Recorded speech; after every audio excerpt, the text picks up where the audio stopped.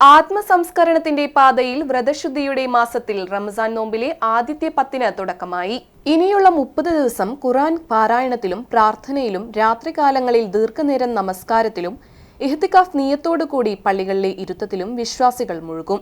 പകൽ സമയങ്ങളിൽ ആഹാരപാനീയങ്ങൾ ഒഴിവാക്കി പ്രാർത്ഥനയും നമസ്കാരവുമായി വിശ്വാസികൾ പള്ളികളിൽ ഒത്തുകൂടും. റമദാനിൽ നോമ്പ് നോക്കൽ ഇസ്ലാമിന്റെ 5 അടിസ്ഥാന കർമ്മങ്ങളിൽ ഒന്നായിട്ടാണ് കണക്കാക്കപ്പെടുന്നത്.